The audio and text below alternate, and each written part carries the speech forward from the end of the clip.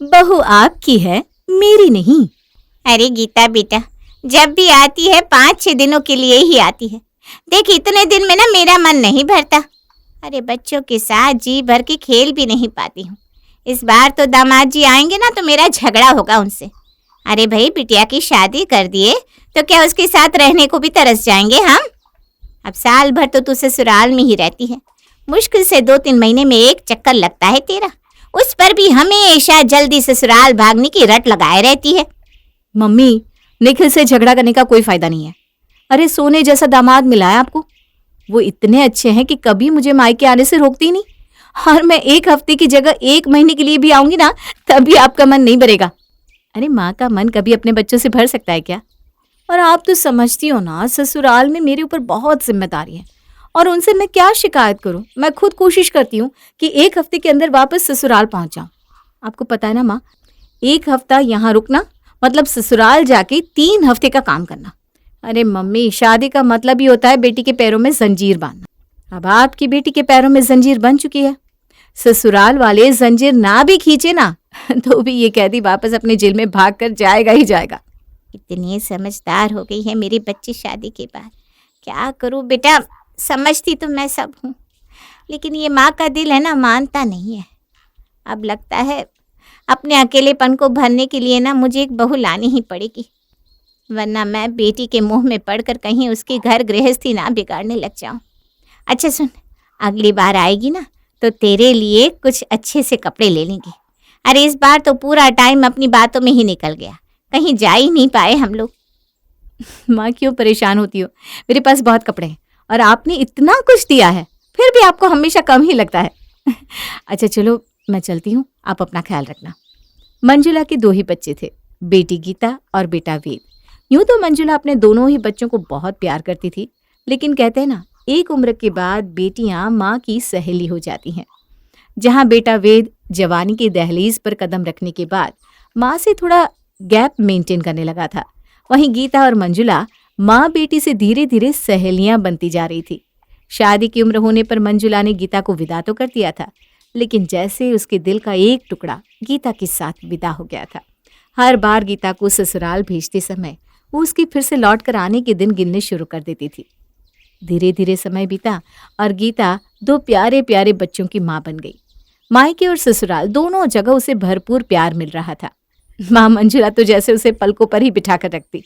हर बार जब फोन करती उसका एक ही सवाल होता, घर कब आ रही है। मंजुला ने शादी के बाद भी गीता को कभी यह एहसास नहीं होने दिया था कि अब वो मायके का हिस्सा नहीं रही, लेकिन बढ़ते परिवार के कारण गीता अब अपने पारिवारिक जिम्मेदारियों में व्यस्त रहने लगी थी। देखते ही देखते कैसे इतना समय बीत गया पता ही नहीं चला। वेद अब शादी के लायक हो गया है, गीता भी अपने परिवार में व्यस्त रहती है। मेरे अकेलेपन के कारण उसे भी जल्दी जल्दी अपने घर की जिम्मेदारियों को छोड़कर मुझसे मिलने के लिए आना पड़ता है। शायद समय आ गया है कि मैं वेद के लिए एक प्यारी सी दुल्हन ले आऊं, ताकि मेरा मन भी लगा रहे और गीता भी अपने परिवार और बच्चों को पूरा समय दे सके। गीता की शायद किस्मत अच्छी थी कि उसे अपने बेटे वेद के लिए बेटी गीता की ही जैसी प्यारी और सुशील लड़की सुरभि मिल जाती है। शादी के बाद, मम्मी जी ये देखिए ना, मैं आपके लिए साड़ी लेकर आई हूँ, बताइए तो आपको कैसी लगी? अरे वाह बेटा, खूब खुश रहो, भगवान तुम्हें खूब लंबी उम्र दे। अरे मेरी बहू पहली बार साड़ी लेकर आई है, इसमें ना पसंद होने वाली तो कोई बात ही नहीं है। इस साड़ी को पहनकर मैं पूरे मोहल्ले को दिखाने वाली हूँ कि देखो मेरी बहू ने गिफ्ट की है। थैंक यू मम्मी जी, आप बहुत अच्छी हैं। नहीं बेटा, जब बहू अच्छी होती है ना तो सास भी अपने आप अच्छी हो जाती है।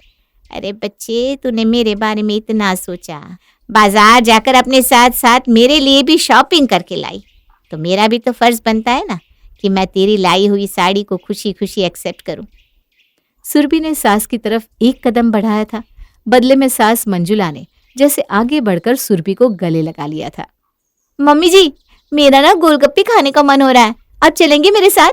वेद को फोन किया तो बोल रहे हैं उन्हें ऑफिस से आने में लेट हो जाएगा। अरे क्यों नहीं बेटा, अब ये छोटी मोटी चाट पकौड़े खाने के लिए भी तुझे वेद के आने का इंतजार करने की जरूरत है क्या? बिल्कुल नहीं। आज से हम दोनों गोलगप्पे पार्टनर हुए, अब से ना हफ्ते में 2 बार हम दोनों चाट खाने चला करेंगे। बोल मंजूर? बिल्कुल मंजूर। छोटे छोटे कदम बढ़ाते हुए सुरभि और मंजुला एक दूसरे के दिल में जगह बनाने में कामयाब हो गए थे। उन दोनों की दोस्ती गुजरते वक्त के साथ और भी गहरी हो गई थी।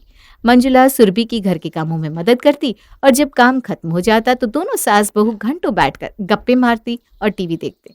इतना ही नहीं, वेद और सुरभि अक्सर डिनर के लिए जाते तो अपने साथ मंजुला को भी लेकर जाते। नई बहू सुरभि ने ससुराल में अपनी जगह बहुत अच्छे से बना ली थी। परिवार में सभी खुश थे।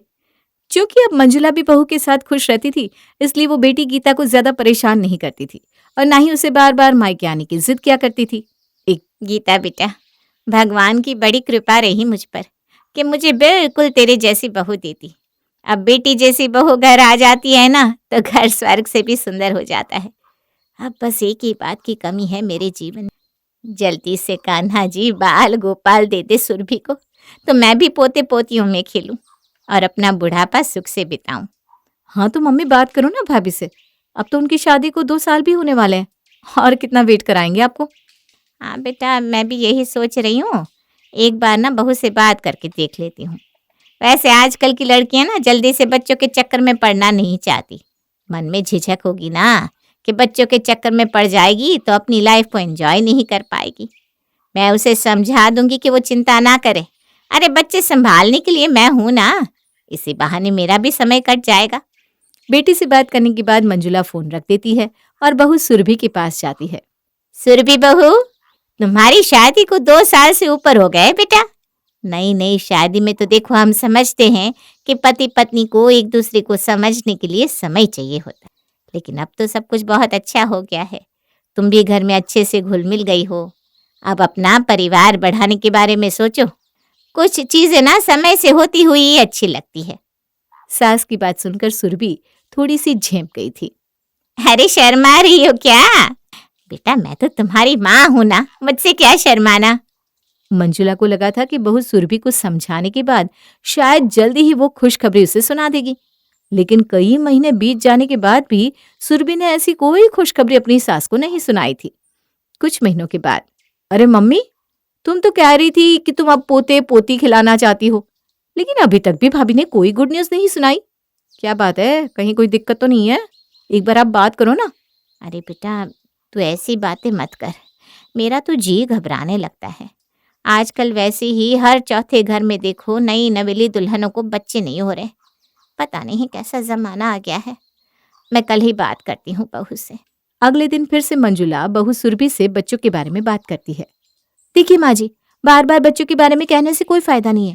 मेरा अभी ऐसा कोई विचार नहीं है, और वैसे भी बच्चे कब होंगे, कितने होंगे, ये तो पति पत्नी का आपसी मामला होता है। इसके बीच में आप ना पड़े तो ही बेहतर होगा। मंजुला बहू सुरभि का जवाब सुनकर बहुत हैरान थी। उसे उम्मीद नहीं थी कि सुरभि उससे इस तरह भी बात कर सकती है। अरे बेटा तू तो मेरी बात का गलत मतलब निकाल रही है। मैं तो बस इतना कहना चाहती थी कि देखिए माँ जी, आप मेरे ऊपर दबाव बना रही हैं। मैं पहले भी आपको समझा चुकी हूँ, आप मेरे ऊपर दबाव बनाना बंद कर दीजिए। बल्कि मैं तो यही कहूंगी कि आज के बाद आप इस बारे में मुझसे बात ना करें तो ही बेहतर होगा। इतना कहकर सुरभि वहां से उठकर चली जाती है। मंजुला को कुछ समझ में नहीं आ रहा था, आखिर माजरा क्या है। कुछ दिन इंतजार करने के बाद आखिर वो बेटे वेद के पास जाती है। देख बेटा वेद, बड़ी दुविधा के साथ मैं तुझे ये बात कह रही हूँ। तुम्हारी शादी को काफी लंबा समय बीत गया है। बेटा ऐसा भी नहीं कि शादी बहुत कम उम्र में हो गई हो तो तुम ये कहो कि भाई अभी तुम बच्चों के लिए तैयार नहीं हो। बेटा ज्यादा देर मत करो, मेरी मानो तो एक बच्चा प्लान कर लो। मैंने तो बहू से भी बात करने की कोशिश की थी, लेकिन वो तो हर बार झड़क देती है, जैसे कोई बात सुनना ही नहीं चाहती। अब चिंता मत करो माँ, मैं उससे बात करता हूँ। मंजुला को काफी उम्मीद थी कि उसकी बात बहू चाहे सुने या ना सुने, लेकिन वेद की बात को तो वो कम से कम नहीं टालेगी। लेकिन इस बार भी कोई रिजल्ट नहीं मिलता, और महीनों बीतने के बाद भी बहू सुरभि कोई खुशखबरी नहीं सुनाती। अरे मुझे तो समझ में नहीं आ रहा आखिर प्रॉब्लम क्या है। कहीं ऐसा तो नहीं कि सुरभि के घर वालों ने मुझे अंधेरे में रखकर ये शादी की हो और इसी में कोई कमी हो। बेटा देख, मैं तेरी माँ की तरह हूँ। अगर कोई समस्या है, कोई भी प्रॉब्लम है तो तुम मुझे बताना बेटा। मैं तुझे बड़े से बड़े डॉक्टर को दिखाऊंगी। और मैं ना उन औरतों की तरह बिल्कुल नहीं हूँ जो बच्चे ना होने का पूरा दोष बहू के माथे मर देती है। लेकिन बेटा मेरा बस इतना कहना है कि तुम कम से कम बताओ तो सही कि समस्या क्या है, तभी तो हम कोई सोल्यूशन ढूंढ पाएंगे ना। अरे माँ जी, मैंने कहा ना मुझे कोई समस्या नहीं है, कोई बीमारी नहीं हुई है मुझे। मैंने कह दिया मुझे बच्चा नहीं चाहिए, मतलब नहीं चाहिए। सुरभि एक बार फिर से सास को झड़क कर चली गई। बस अब बहुत हो गया, इस बहू ने बहुत तमाशा कर लिया। आज मैं वेद से साफ साफ बात करूंगी, या तो अपनी बीवी को समझाए वरना मैं इसके माँ बाप को बुलाकर अब फैसला करने वाली हूँ। अरे ऐसे कैसे चलेगा, इसकी जिद के कारण मेरा बेटा तो बेऔलाद रह जाएगा ना। मंजुला गुस्से में अपने बेटे वेद के पास जाती है। वेद बेटा बिल्कुल सच सच बता, ये बच्चा न करने की बात में तेरी भी रजामंदी है या सिर्फ बहू की जिद है? देखो माँ, मैं भी चाहता हूँ कि अब हमारे घर एक बच्चा हो, लेकिन सुरभि मानने को तैयार ही नहीं है। जब भी मैं इस बारे में बात करता हूँ हमेशा कहती है बच्चे को छोड़कर और कुछ भी मांग लो मुझसे, मैं देने के लिए तैयार हूँ, बस बच्चे की बात मत करना। अब आप ही बताओ माँ, मैं क्या करूँ? बेटा तो इसका पति है, मुझे ऐसा लगता है जरूर बहू के मन में कोई बात है जिसे बताने से वो घबरा रही है। तो विश्वास में लेकर सारी सच्चाई उससे पूछना, जरूर कुछ ना कुछ ऐसा हुआ है जिसके कारण वो बच्चों के लिए मना कर रही है। मैं ऐसा मान ही नहीं सकती कि मेरी इतनी प्यारी बहू बच्चे ना चाहती हो। अरे मैंने खुद उसे छोटे छोटे बच्चों को प्यार से दुलारती हुए देखा है, और ऐसी कौन सी औरत होगी जो ये ना चाहती हो कि उसके घर संतान ना पैदा हो और उसे माँ बनने का सुख ना मिले।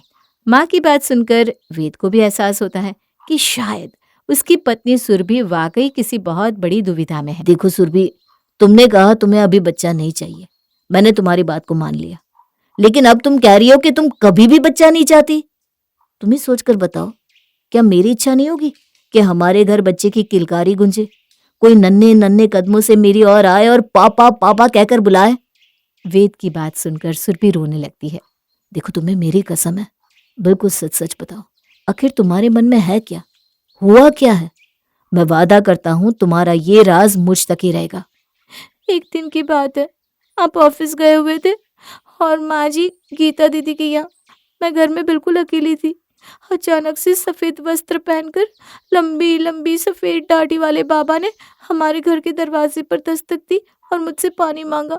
पानी पीकर उन्होंने कहा, बेटा जैसे तूने जल पिलाकर मुझे सुख दिया है, मैं भी तेरे ऊपर आने वाले एक बहुत बड़े संकट का उपाय तुझे बताता हूँ।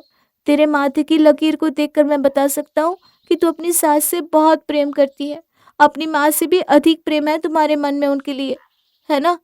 तो मैं तुझे चेतावनी देता हूँ कि तेरी होने वाली पहली संतान के जन्म पर तेरी सास का निधन हो जाएगा। तेरी सास कभी भी अपने पोते या पोती को अपनी गोद में नहीं खिला पाएगी। यदि तू अपनी सास को स्वस्थ और लंबा जीवन जीते हुए देखना चाहती है तो अपनी संतान को कभी भी इस दुनिया में लेकर मत आना। इतना कहकर वो बाबा अलख निरंजन करते हुए वहां से चले गए। बस इसलिए मैं नहीं चाहती कि हमारे घर बच्चे का जन्म हो। अरे कैसी बात कर रही हो तुम, आज के जमाने की पढ़ी लिखी लड़की होने के बाद भी ऐसी अंधविश्वास वाली बातों में भरोसा करती हो? और मैं भी तो देखो, ऐसा कौन सा बाबा है जिसे जन्म मृत्यु सबका पहले से ही ज्ञान है? ऐसे मजाक मत उड़ाओ, वो बहुत पहुंचे हुए बाबा थे, तभी तो उनको मेरा मस्तक देखकर पता चल गया कि मैं माँ जी से बहुत प्यार करती हूँ। मैं जरा पता निकालता हूँ कि आखिर वो कौन सा बाबा है जिसे तुम्हारे भविष्य के बारे में इतनी जानकारी है। मुझे तो लगता है तुम्हारे साथ कुछ फ्रॉड हुआ है। घर के दरवाजे पर लगी सीसीटीवी फुटेज निकालकर वेद उससे बाबा का फोटो निकलवाता है और पास के ही थाने में उस फोटो को दे आता है। कुछ दिनों बाद पुलिस के हत्थे एक बाबा लग जाता है। हाँ, यही थे वो बाबा जी जिन्होंने मुझे कहा था कि हमारे संतान के जन्म से माँ जी की मृत्यु हो जाएगी। क्यों भाई बाबा जी, अंधविश्वास फैलाते हो? अच्छा आप ऐसा करो, बहुत ज्ञानी हो ना, हम सबका भविष्य भूत वर्तमान सब बताओ, हम भी तो देखें कितनी शक्तियां हैं आपके पास। अरे मैं कोई भूत भविष्य बताने वाला बाबा नहीं हूँ। मैं तो घर घर शनिवार के दिन तेल मांगा करता था, लेकिन एक दिन एक औरत मेरे पास आई और उसने मुझे एक एड्रेस देकर कहा कि मैं वहां जाकर इनसे वो सारी बातें कहूँ, और उसके बदले में उसने मुझे 5,000 दिए थे। क्या एक औरत ने तुम्हें ये सब करने के लिए कहा था? कौन थी वो औरत? अब मुझे नहीं पता। हाँ, उसने अपना नाम गीता बताया था। गीता का नाम सुनकर वेद के पैरों के नीचे से जमीन निकल जाती है। घर पहुंचकर, माँ आपका गुनहगार मिल गया है, जिसकी वजह से आप आज तक पोते के सुख से वंचित रही। जानना चाहती हैं कौन है वो? क्या हुआ बेटा, बताना कौन है गुनहगार? आपकी बेटी ने एक बाबा को पैसे देकर हमारे घर भेजा था ताकि वो बाबा सुरभि को आपकी मौत के बारे में कहकर डराए और हमारे घर कभी भी बच्चे का जन्म ना हो। अब आपकी बेटी ऐसा क्यों चाहती थी ये वो अपने मुंह से बताएगी। बताओ दीदी, आपने ये सब क्यों किया? हाँ, मैंने भेजा था उस पापा को क्योंकि मैं नहीं चाहती थी कि माँ को पोता पोती मिले और वो मेरे बच्चों को और मुझे बिल्कुल भूल जाए। अरे कितना प्यार करती थी माँ मुझे। हर 10वें दिन माँ की घर आजा की रट लग जाती थी। मेरे बच्चों को इतने तोहफे, चॉकलेट, मिठाइयाँ भिजवाती थी। लेकिन जब से भैया की शादी हुई माँ ने तो मुझे पूछना ही छोड़ दिया, बस अपनी बहू में बिजी हो गई। मैं जानती थी अगर तुम्हारा बच्चा हो गया तो मेरे बच्चों का अधिकार भी मर जाएगा। बस इसलिए मैंने ये षड्यंत्र रचा। बेटियों का अपना घर संसार होता है और मुझे इस बात का एहसास था कि मैं इस तरह रोज रोज फोन करके मायके बुलाकर तेरे घर संसार में दखल दे रही हूँ। बस इसीलिए बहू के आने के बाद मैंने अपनी दखल अंदाजी थोड़ी सी कम कर दी थी। ऐसा बिल्कुल भी नहीं कि मैं तुझे या तेरे बच्चों को भूल गई हूँ बेटा। माँ के लिए तो सारे बच्चे हमेशा एक समान होते हैं और वो घर में अभी नई नई आई है। उसे मेरे प्यार की तुम दोनों से ज्यादा जरूरत है और तुमने ये अर्थ निकाला। मुझे शर्म आती है कि तू मेरी बेटी है। दीदी को माफ कर दीजिए माँ जी, जो हुआ सो भूल जाइए। हम सब लोग एक परिवार हैं। बस आशीर्वाद दीजिए कि आगे से हम सभी के बीच में कोई भी गलतफहमी ना आए। भाभी की बात सुनकर गीता भी अपनी माँ और भाभी से माफी मांग लेती है और ठीक 1 साल बाद सुरभि एक प्यारी सी बेटी को जन्म देती है।